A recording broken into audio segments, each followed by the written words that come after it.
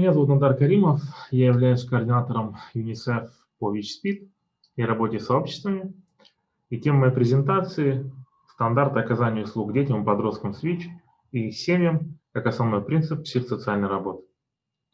Международное сообщество приняло обязательство к 2030 году положить конец эпидемии СПИДа как одной из угроз для здоровья населения. Это амбициозная цель повестки дня в области устойчивого развития на период до 2030 года, принятой Генеральной Ассамблеей Организации Объединенных Наций. Несмотря на это, эпидемия ВИЧ по-прежнему является серьезной угрозой для общественного здравоохранения. На сегодняшний день она унесла более 35 миллионов человеческих жизней. Особо уязвимы перед ВИЧ-инфекцией дети и подростки. В мире около 120 тысяч детей в возрасте до 14 лет умирают от причин, связанных со СПИДом. Среди новых случаев заражения ВИЧ в 2017 году 250 тысяч приходится на подростков в возрасте от 15 до 19 лет. При ВИЧ-инфекции удалось добиться полного контроля заболевания при условии эффективного пожизненного лечения.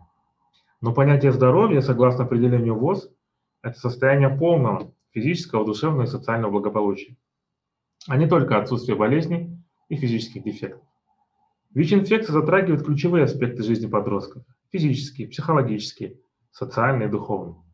В Казахстане в 2019 году было официально зарегистрировано 497 детей в возрасте от 0 до 14 лет и 730 подростков в возрасте от 15 до 19 лет, живущих с ВИЧ. За 2019 год в стране выявлено 49 случаев ВИЧ-инфекции среди подростков. В Казахстане многие дети, живущие с ВИЧ, входят в подростковый возраст, будучи неосведомленными о своем статусе. Им не рекомендуется сообщать об этом другим. Жизнь в атмосфере секретности и стыда создает риски неприятия своего ВИЧ-статуса, отказа от приема лекарств и потери веры в себя и свое позитивное будущее. Подростковый возраст – это время, когда дети начинают обретать чувство самостоятельности и желание выработать индивидуальную идентичность. Для подростков, выросших с ВИЧ, их статус тесно связан с ощущением того, кем они являются, поскольку ВИЧ всегда был их частью. Секретность создает стигму и негативное отношение к ВИЧ, делает его постыдным. Эти негативные ассоциации могут быть усвоены подростком и в дальнейшем, привести к его глубокой самостигме, усилить чувство изоляции, особенно от сверстников, и привести к плохой приверженности и вовлеченности в клиническую помощь. Тем самым все большее значение приобретают аспекты, выходящие за рамки медицинских потребностей подростков, без которых мероприятия по профилактике ВИЧ-СПИД не могут считаться целостными и устойчивыми. Для ускорения прогресса и профилактики ВИЧ-инфекции у детей и подростков и реализации их права на здоровье и психосоциальное благополучие необходимы более эффективные политики развития внедрения инновационных технологий в системе предоставления услуг. Как раз таки одним из таких направлений является психосоциальная поддержка. Консультирование и социальная поддержка могут помочь подросткам и лицам, осуществляющим за ними уход, сохранять приверженность лечению, предотвратить развитие проблем с психическим здоровьем и повысить качество жизни. Первым шагом в этом направлении стала разработка руководства и стандартов по психосоциальной поддержке детей и подростков, живущих с ВИЧ. Новые стандарты были разработаны в 2019 году совместными усилиями Министерства здравоохранения Республики Казахстан и ЮНИСЕФ с целью обеспечения права подростков с хроническим заболеванием на психосоциальное благополучие. Стандарты регулируют деятельность поставщиков услуг и лиц, обеспечивающих уход, и охватывают детей и подростков с момента, когда им был поставлен диагноз ВИЧ, до перехода во взрослую службу. Национальные стандарты содержат индивидуальный пакет услуг для удовлетворения психологических, образовательных, когнитивных, социальных и эмоциональных потребностей ВИЧ-позитивных детей и подростков. Через реализацию новых стандартов предлагается целостная модель оценки и практической работы, ориентированная на ребенка и общение с семьями, акцентируя внимание на раскрытии статуса, приверженности лечению, сексуальном здоровье, упрощении доступа для подростков к тестированию на ВИЧ, оказанию интегрированных услуг, а также поддерживающий диалог с участием ВИЧ-позитивных подростков в качестве равных партнеров. Прежде чем мы перейдем непосредственно к разбору основных стандартов психосоциальной поддержки, хочется поговорить о предпосылках для создания данных стандартов. Такими предпосылками является опыт работы с детьми и подростками среди специалистов разных регионов Казахстана. И здесь проблема заключалась в том, что в разных регионах страны качество услуг значительно отличалось. Скажем, в регионе, где большое количество ВИЧ-позитивных подростков, допустим, в таком регионе, как Туркестанская область, город Шымкент, качество услуг было выше, поскольку здесь у специалистов здравоохранения было гораздо больше опыта в работе с данной группой населения, чем в других регионах страны, допустим, Восточно-Казахстанской области или Северо-Казахстанской области. Также более 50% детей подошли к пубертатному периоду. Здесь речь идет о детях, получивших нозокомиальное заражение в 2006 году в Южно-Казахстанской области, тогда она так называлась. То есть сейчас 50% из них уже подошли к, скажем так, к пубертатному периоду.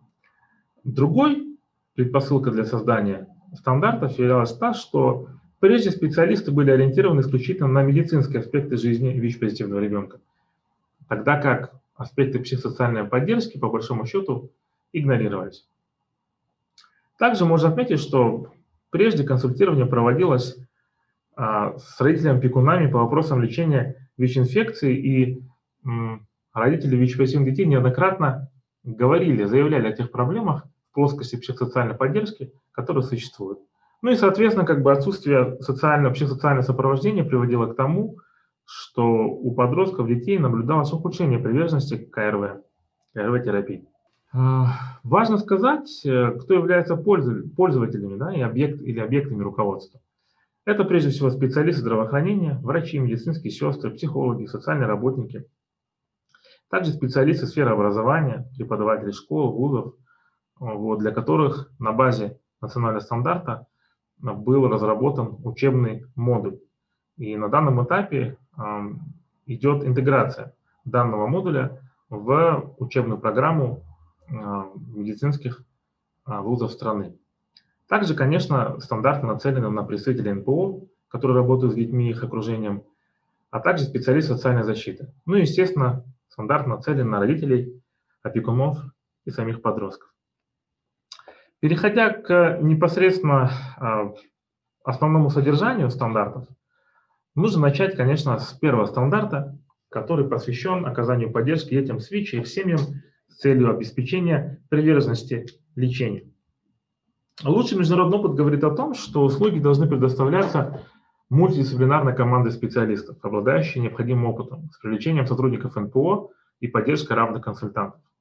Как правило, по достижении подросткового возраста дети с хроническими заболеваниями перестают принимать лекарства или принимают их с перерывами. До начала терапии следует провести оценку семьи, родителей, опекунов, ребенка с целью выявления имеющихся убеждений об АРВ-терапии, лечении и других нюансов по жизни ребенка либо семьи, которые могут отразиться на его приверженности. По результатам оценки разрабатывается план психосоциального сопровождения ребенка.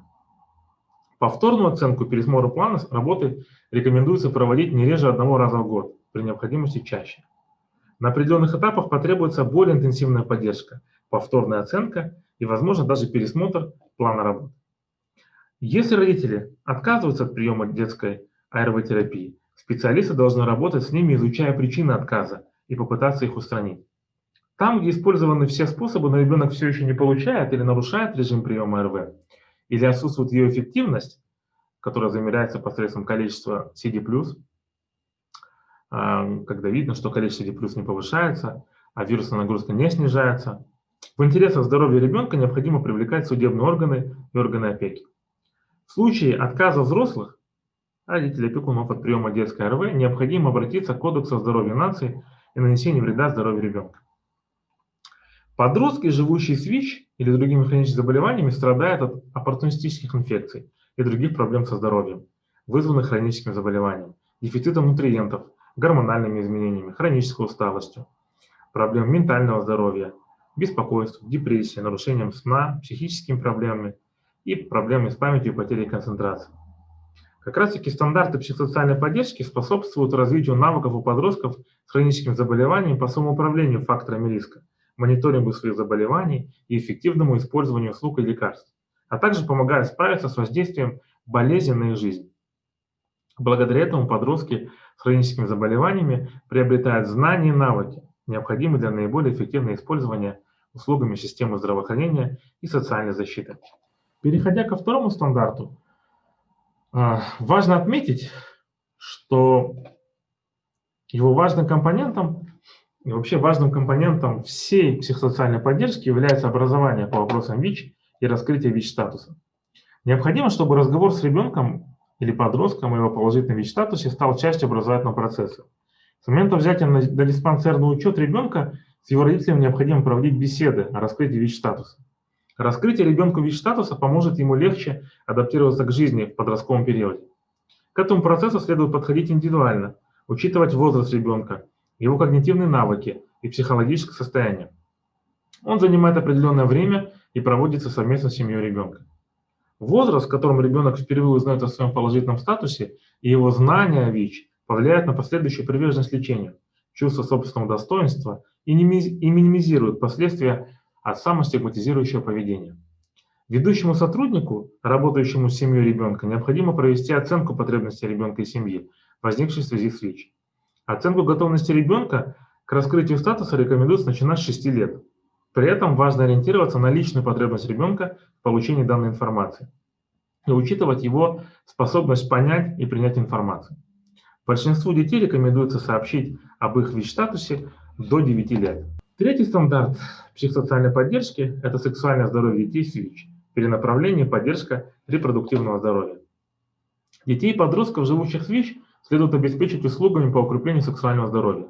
Консультирование по вопросам сексуального здоровья, предотвращение дальнейшей передачи ВИЧ и репродуктивного здоровья следует начать в детских поликлиниках, согласно возрасту ребенка, уровню его развития и по возможности до начала периода сексуальной активности. Подростков важно обеспечить честной, доступной, всесторонней, точной информацией о путях заражения ВИЧ и других инфекций, передающихся половым путем, мерах по его предупреждению, обстоятельствах, повышающих риск заражения заболеваниями, передающихся половым путем при незащищенных контактах. Это может быть очень трудный разговор, но он должен быть откровенным. Подросткам необходимо предоставить полные знания ВИЧ-инфекции, сексе и контрацепции. Обучение в области сексуального здоровья и оценка потребностей ребенка должны стать частью программы по образованию и процесса, в ходе которого ребенку и подростку будет сообщен его ВИЧ-статус. Подобное обучение проводится специалистами соответствующей профессиональной подготовкой. Специалисты мультидисциплинарной команды МДК могут обращаться за поддержкой к коллегам, урологам, андрологам, сексопатологам, гинекологам, эндокринологам и другим, с тем, чтобы обучение подростков стало совместным процессом, сотрудничеством. Подростков необходимо обеспечить возможностью обсуждать вопрос сексуального здоровья без присутствия родителей или опекуна, но с их письменного согласия. Им необходимо деликатно, но недвусмысленно донести информацию о правовой ответственности в случае передачи ВИЧ. В интересах подростков необходимо пользоваться услугами специалистов в области сексуального здоровья и аутрич-волонтеров и вовлекать по возможности их в работу МДК. Следующий стандарт, важнейший стандарт, связан с устранением стигмы и самостигмы при ВИЧ-инфекции. Последствия стигмы достаточно серьезны. ВИЧ-позитивный подросток и его близкие находятся в ситуации чрезвычайного морального и психологического напряжения, подвергаясь оскорблениям, необоснованным ограничениям и ущемлению прав. В результате они начинают чувствовать себя не такими, как все, плохими, испытывать чувство вины, вынуждены отрицать или скрывать факт болезни, опасаясь, скажем так, разоблачения. В этих условиях обращение за помощью к специалистам становится затруднительным. Нарастает отчуждение от родственников, друзей и общества в целом. Это ведет к ухудшению качества жизни и социальной дезадаптации. Еще одной проблемой является самостигматизация, возникающая в результате внутренних переживаний и формирующая восприятие в качестве носителя нежелательных качеств. Самостигма может проявляться как ощущение собственной неполноценности, беспомощности, привести к потере контроля над собственной жизнью и невозможностью устанавливать социальные контакты. Здесь хочется отметить, что по результатам совместной мониторинговой миссии Министерства здравоохранения и ЮНИСЕФ в 5 пилотных областях Казахстана был выявлен ряд проблем, касающихся стигмы и дискриминации в отношении детей и подростков с ВИЧ и их родителей. Прежде всего, в секторе образования, где не проводится должной работы по повышению информированности в общеобразовательных школьных и дошкольных учреждениях и интернатных организациях. В стране до сих пор не внедрен инструмент по измерению стигмы среди детей, живущих с ВИЧ и их семей, окружения и школ. Не замеряется уровень стигмы и ее конкретное влияние на такие аспекты, как стресс, тревога, беспокойство, депрессия, как у детей с ВИЧ, так и их родителей. Соответственно, работу по профилактике стигмы и самостигмы необходимо наладить. И недавно разработанные стандарты психосоциальной поддержки как раз-таки дают четкое руководство о том, как это сделать и на какие основополагающие аспекты необходимо обратить внимание. Следующим стандартом психосоциальной поддержки является переход детей с ВИЧ в систему обслуживания взрослых и подростков. Здесь важно отметить, что для некоторых подростков переход из педиатрического в взрослую систему обслуживания становится тяжелым процессом, который может привести к тому, что они теряются для последующего наблюдения и перестают принимать АРТ. Данный переход должен быть спланированным индивидуальным процессом, занимающим определенный период времени. Необходимо убедиться, что молодой человек подготовлен и обладает навыками и знаниями самообслуживания и самоорганизации. С каждым подростком необходимо беседовать о переходе по достижениям 14 лет. Педиатрическим службам следует сотрудничать с их коллегами из взрослой службы и убедиться, что молодой человек имел возможность встретиться со своим лечащим врачом несколько раз. Эта поддержка необходима для установления новых отношений. Она позволит врачу получить больше информации о подростке от педиатрической команды. В СПИД-центре необходимо выделить определенное время исключительно для приема подростков. Врач, обслуживающий взрослое население, также будет посещать данное учреждение с тем, чтобы воспользоваться возможностью встретиться с подростком и присутствовать при его консультировании. Можно поменять обстановку в самой клинике, сделать ее более располагающей именно для подростков, разместить молодежные постеры, брошюры, предусмотреть снеки, молодежный журнал, убрать детские игрушки. Этому будет также способствовать работа групп поддержки и службы равных. Поэтому переход детей с ВИЧ во взрослую службу является очень важным процессом, где также необходимо предусмотреть, скажем так, алгоритм данного перехода, который будет прежде всего касаться взаимодействия службы СПИД и службы ПМСП. У нас осталось еще 5 стандартов. Я не буду в деталях, так сказать, в них погружаться, все они важны, я лишь быстро по ним пройдусь. Стандарт 6 – это области компетенции мультидисциплинарной команды, и мы уже об этом говорили с вами, что вся работа, связанная с психосоциальным сопровождением, конечно же, осуществляется МДК. И здесь очень важно предусмотреть, скажем так, потенциал специалистов, предоставляющих услуги в рамках МДК. Стандарт МДК состоит из врача-инфекциониста, социального работника, психолога, но также по возможности может привлекаться также туда специалист службы опеки, юрист и так далее, в зависимости от конкретных потребностей ВИЧ-позитивного подростка и его семьи. Следующий стандарт касается вовлечения детей и их семей, а также специалистов НПО в общеобразовательную работу, в работу в общеобразовательных школах и совместную работу. Здесь важно отметить, что участие детей и подростков, живущих с ВИЧ, и их родителей в процессах принятия решений, касающихся их медицинского обслуживания, установления связи с НПО, поддержка образования ВИЧ, крайне важны. И особенно их важно проводить в общеобразовательных школах. Кстати говоря, оценка, которую я уже упоминал, показала, что эта работа проводится на очень низком, к сожалению, качественном уровне в школах. И здесь необходимо, конечно, продолжать и поднимать качество этой работы. Следующий стандарт – это поддержка детей и подростков с ВИЧ-сверстниками. Здесь речь идет об организации групп взаимопомощи среди подростков, консультирование по принципу равный равному, организация школ для детей и подростков и создание условий для общения в режиме онлайн. 9-й стандарт – это защита детей с ВИЧ и интегрированное ведение кейс-менеджмента. Но этот стандарт, конечно, заслуживает отдельного внимания. Об этом, наверное, можно сделать отдельную презентацию. Но основа всей психосоциальной поддержки, в целом комплекса услуг по поддержке ВИЧ-позитивных детей и подростков, живущих с ВИЧ, естественно, это кейс-менеджмент. Последний стандарт, 10-й, связан с супервизией и поддержкой персонала. Здесь важно сказать, что, конечно, необходимо постоянно, непрерывно повышать квалификацию специалистов, оказывающих услуги, и осуществлять профилактику синдрома выгорания, эмоционального выгорания у этих специалистов. И, соответственно, уровни поддержки супервизии здесь включают само кураторство, кураторство коллег, внутреннюю супервизию и внешнюю супервизию. Большое спасибо, коллеги, за внимание. До свидания.